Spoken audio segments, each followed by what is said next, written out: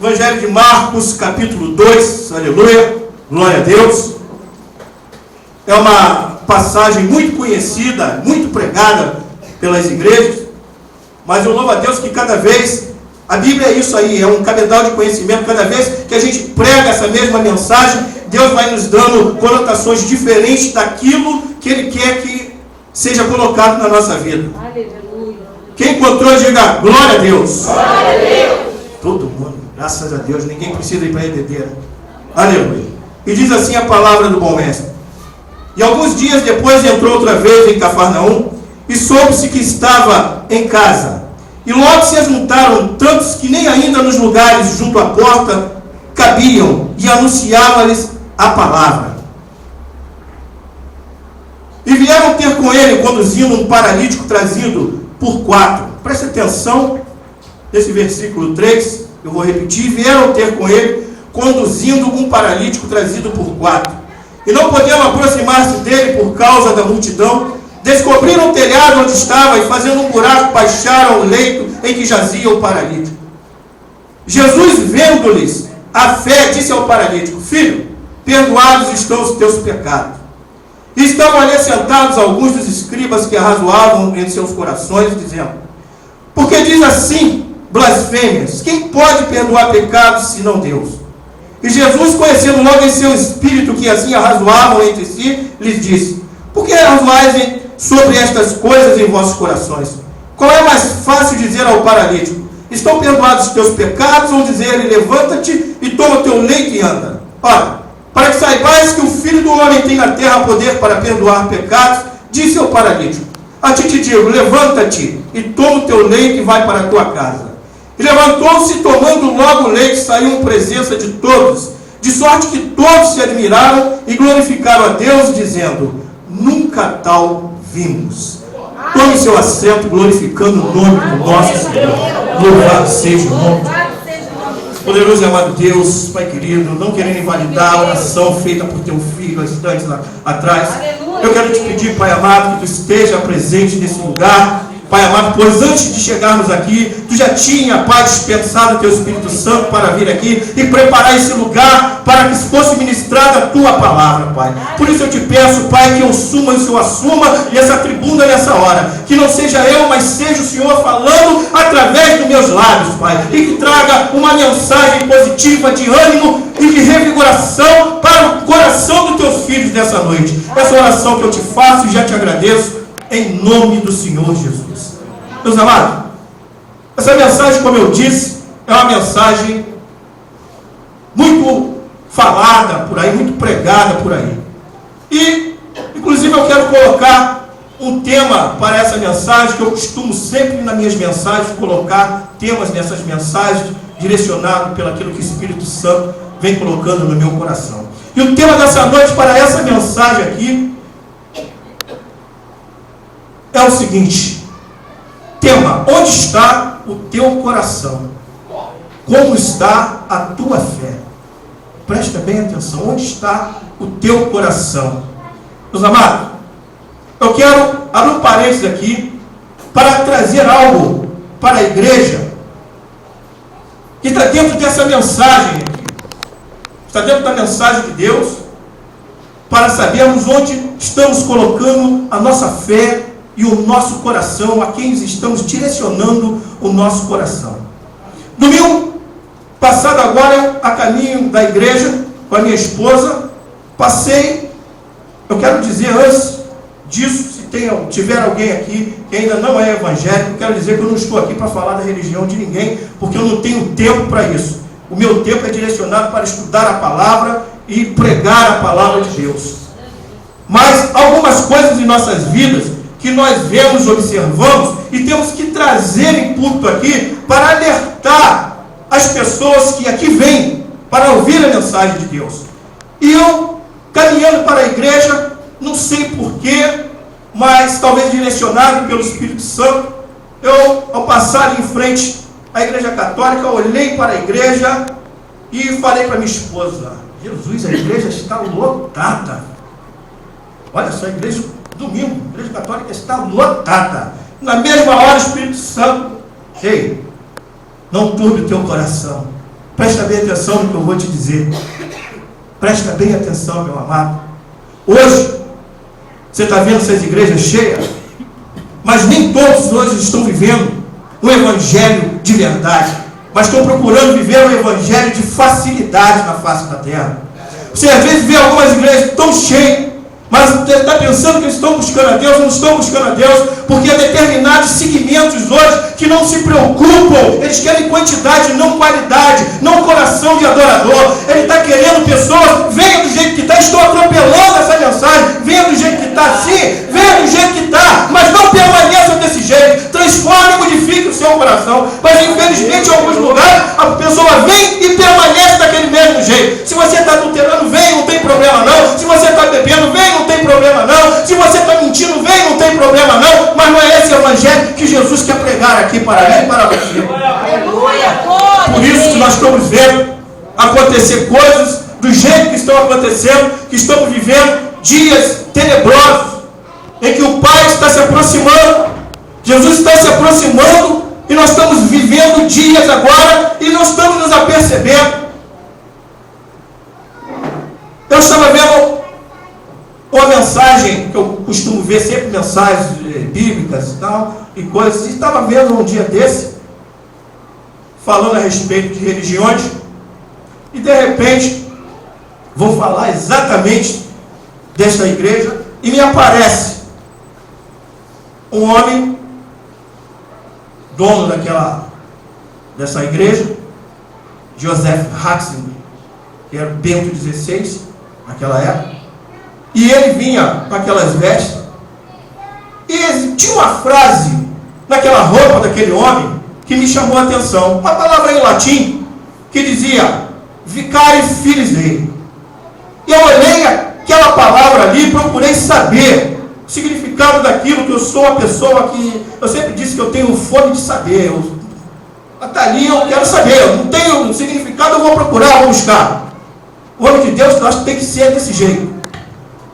E quando eu fui e descobri o que significava, o que estava escrito naquela roupa, Vicari Filii Dei, quando você também, fiquei surpreso, e a igreja vai ficar surpresa também, quando eu disser o que queria dizer, o que quer dizer aquela palavra. Vicari Filii Dei quer dizer, em português, substituto do Filho de Deus. O interessante, pastor, é que quando eu olhava para a mão daquele homem, eu não via na mão daquele homem as marcas dos pregos que eu via na mão do meu e do seu Jesus.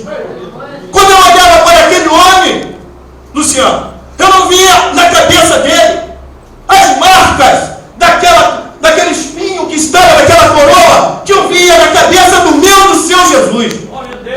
Quando eu olhava para ele, para o corpo dele, eu não via no corpo e nas costas daquele homem aquelas marcas de mais de 760 chibatadas, que eram 12 quarentenas menos umas, que o meu e seu Jesus levou. Eu não via nele. Olhava para os pés dele também, não via aquelas marcas dos pregos, que eu vejo nos pés do meu e do seu Jesus. Aquele homem, quando chegou a certa feita que estourou um problema lá no Vaticano, problema de roubo, de pedofilia, de uma série de outras coisas tristes no governo dele, naquele lugar, a primeira coisa que ele fez, a primeira atitude que ele tomou, foi de sair, de abandonar. Mas o meu Jesus, quando estava a caminho do Gólgota, quando estava a caminho da cruz, que ia ser crucificado por mim, pelo seu pecado, o meu Jesus disse para o Pai: Pai, se for possível, passa de mim esse cálice, mas todavia seja feita a sua vontade. E foi crucificado por mim e por você. Então esse homem não pode ser e jamais será o substituto do Filho de Deus. Eles falam muito de nós, evangélicos, da nossa alegria. Por que nós nos alegramos?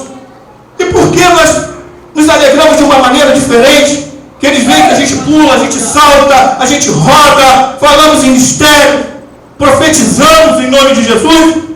Mas por que isso? Eu vou te explicar por quê, meu amado. Eu vou te explicar por quê, minha amada. Presta bem atenção.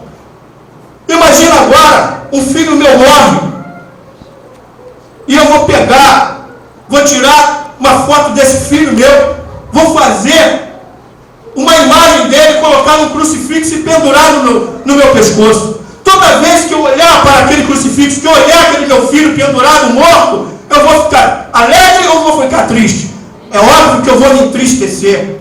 Imagina agora o irmão pegar um dos filhos dos irmãos, que Deus os livre de uma hora dessa, mas pegar o filho de um irmão desse morto, tirar a foto dele dentro do caixão, colocar num quadro e pregar na parede da sua casa.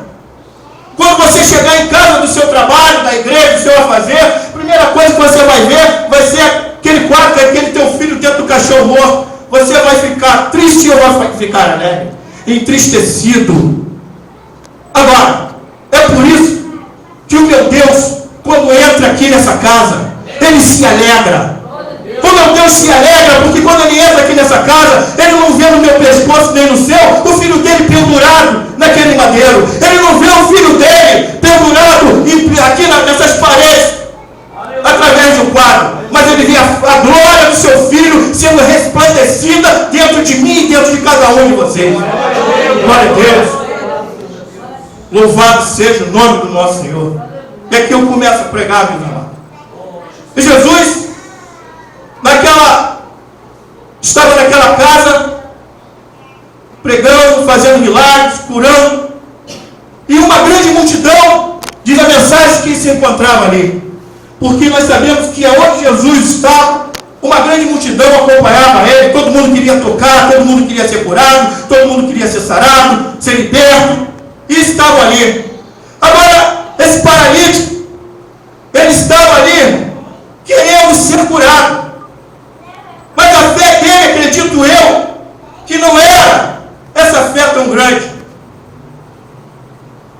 Tanto que Jesus providencia, mas Jesus conhece os meus caminhos, seus caminhos, meus pensamentos, seus pensamentos. E providencia 4 pessoas para ir ali e pegar aquele homem e levar até lá. 4 amigos dele.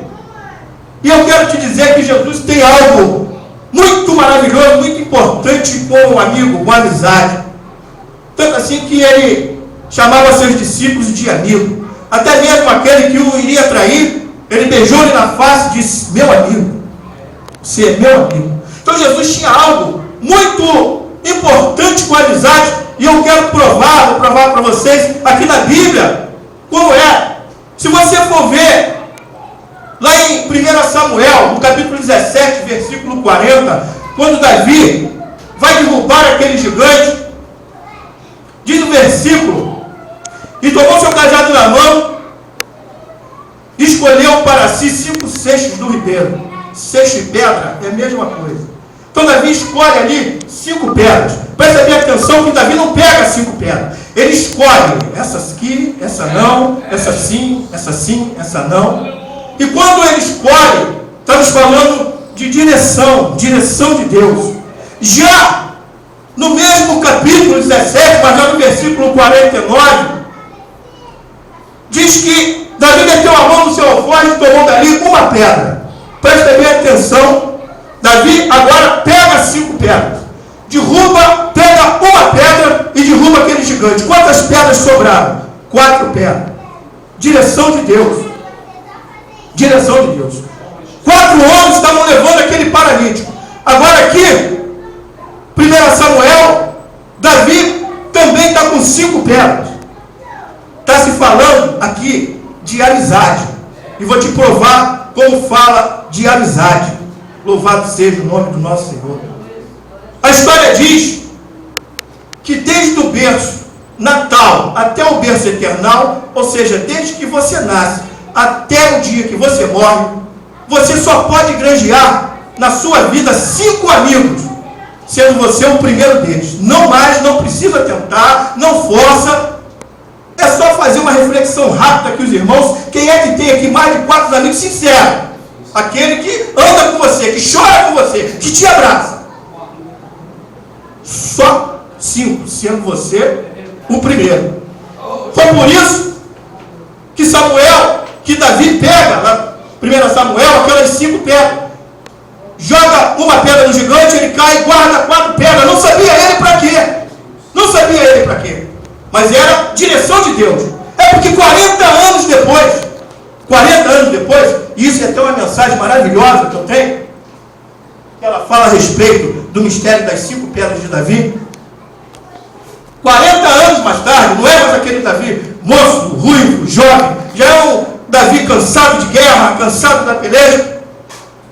Ele vai se levantar na vida dele 4 gigantes, mais 4 gigantes, 4 pelejas e 4 gigantes, como você vai ver lá em 2 Samuel, no capítulo 22, versículo 22, que vem dizendo: e estes 4 nasceram ao gigante Gate e caíram pela mão de Davi e seus servos. Ou seja, Davi guarda aquelas 4 pedras, porque 40 anos depois, meus amados, ele vai colocar alguns amigos à prova, e aqueles que vão passando nas provas que ele vai colocando, ele vai dando uma pedra naquela ali, a pedra da amizade. Por isso que depois, quando nasce esse gigante, ele tem aqueles amigos que vão junto com ele e vão colocar aqueles gigantes no chão e vão derrotar aqueles gigantes. Então Deus tem, veja bem que Deus tem algo muito profundo com a amizade. E agora, esses 4 vão levar esse amigo para ver Jesus.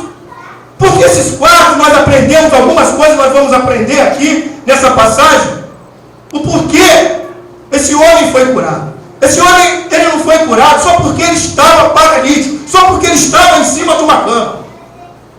Vocês vão ver, é a mesma coisa. Vocês querem ver? Evangelho de João, capítulo 5. Paralítico do tanque de Betesda. Eu quero dizer para você que aquele paralítico também não era para ser curado naquele tanque. Falei, até comentei isso com o evangelista naquele dia que estava aquela pregação, aquele pastor abençoado. Por que ele não era também?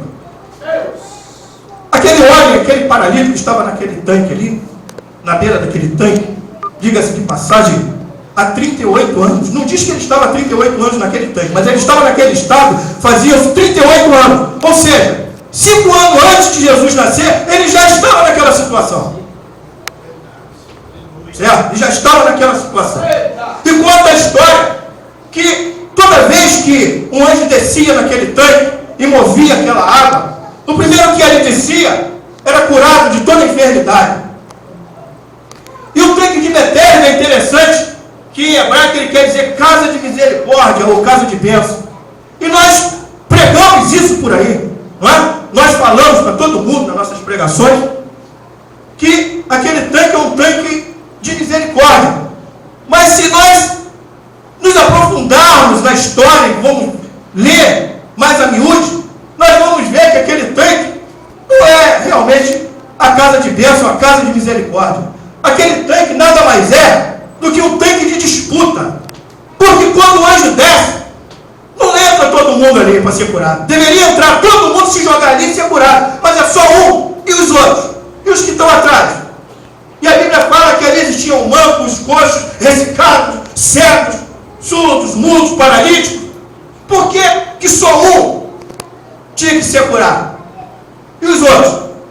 Agora imagina só, meus amados, a briga que era, a confusão que era, derruba um da cama e tira a muleta do outro, porque tinha que pular ali. Tinha que ser, então é tanque de misericórdia ou é tanque de problema? É um tanque de problema, de disputa. É um tanque de disputa. E Deus, que é tudo vê, tudo sabe, olhando lá de cima, peraí, tem que acabar com isso. Se esse homem desce, mais um, não vou acabar com isso aí. Eles não conhecem a glória do meu filho, eu vou mandar meu filho lá para fazer aquela glória. Por isso que Jesus chega para ele e pergunta: queres ficar são? E ele responde: não, Senhor, não tem. Se ele sabe que é Jesus, se ele conhece que é Jesus, a resposta dele seria outra. Ele se prostrava aos pés de Jesus e ia dizer: agora eu sou curado. Mas ele diz: Senhor, não tenho ninguém que me leve lá.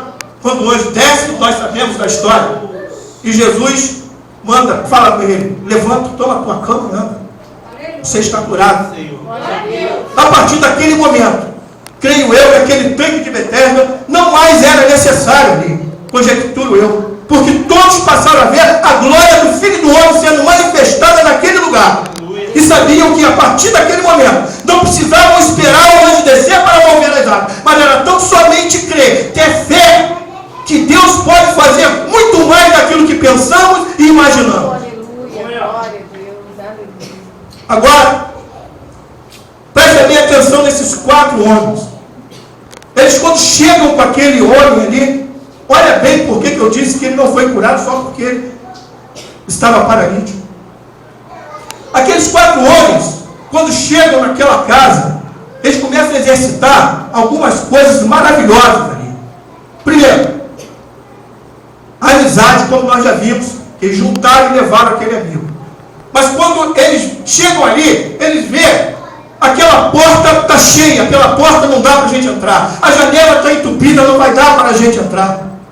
Talvez aquele paralítico possa ter até dito para eles, isso digo eu, olha, vamos voltar, para, não dá mais, eu vou continuar paralítico, porque olha aí, não dá para me entrar, está muito cheio, o que nós vamos fazer? Mas aqueles 4 homens tiveram uma determinação, ou seja, eles tiveram fé. Eles sabiam que quem estava ali dentro era suficientemente capaz de acabar com o problema daquele amigo. Quem estava ali nada mais era do que Jesus de Nazaré. E ele poderia curar, ele poderia e iria curar aquele homem. E eles não iam sair dali sem a cura daquele homem. Pelo paralítico, ele poderia pensar pela ótica humana, para mim acabou, não tem mais jeito. Como é que eu vou vencer essa barreira? Como é que eu vou entrar aí? Como é que eu vou chegar para tocar em Jesus? Então acabou. Não tinha fé suficiente. Tanto que, se você prestar atenção, no versículo 5, olha o que Jesus diz. Jesus, vendo-lhes a fé, disse ao paralítico: filho, perdoados estão os teus pecados. Jesus não disse vendo a fé do paralítico, vendo-lhes a fé, vendo a fé daquele que estavam carregando aquele homem. Então o que prevaleceu para Jesus foi a vontade, a fé, a crença daqueles homens. Porque quando eles viram que não podia fazer nada, que estava tudo tomado, tudo fechado, que tinha acabado, o que eles fazem? Eles sobem pelo telhado e descem aquele homem. Muitas das vezes, a adversidade bate a nossa porta. Ela vem nos afligir. Satanás, muitas das vezes, começa a colocar na nossa mente que não dá mais, que não tem jeito, que acabou, para. Mas nós vamos encontrar um amigo que vai estar aqui com o joelho dobrado, orando a Deus, crendo na palavra do Senhor, crendo na misericórdia de Deus, e vai orar por mim e por você, para que Deus mude o nosso cativeiro. Não foi diferente com aquele homem. Aqueles homens estavam ali. E Jesus cura aquele paralítico, porque ele foi movido de íntima compaixão quando vê aquele paralítico descer. Imagina, saiu a telha, descer aquele homem por ali, só tendo muita fé, só tendo muita força de vontade, só crendo mesmo no poder e na glória do Senhor em nossas vidas para fazer tal coisa. Glória a Deus. Glória a Deus. E ainda tinha aqueles escribas e fariseus que arrazoavam ali, porque Jesus estava curando aquele homem. Por que curava? Por que Jesus cura? Jesus vai e fala para ele. O que Jesus fala para ele? Filho, por que arrazoais essas coisas de mim? Qual é mais fácil dizer: levanta, toma a tua cama e anda, ou estão perdoados os teus pecados? Mas agora você sabe por que Jesus falou qual é o mais fácil, não disse qual é o mais difícil fazer? Porque para Jesus não tem nada difícil, tudo para ele é fácil. Ele curar, salvar, libertar, tudo para Jesus é fácil. Não existe nada que possa impedir o agir de Deus na minha e na sua vida. Você só tem que crer, você só tem que exercitar a tua fé. Porque nós estamos vivendo dias que muita gente vai falar para a gente que não tem mais jeito, que não dá, Luciano. Para. Olha, você está orando, está lutando por irmão tal, mas olha, isso não tem mais jeito, isso acabou. Não, tem sim. Se você crê, tem. Obrigado. Aleluia, meu Deus. Glória. Aleluia. Basta você exercitar a sua fé. O inimigo de nossas vidas está aí para isso.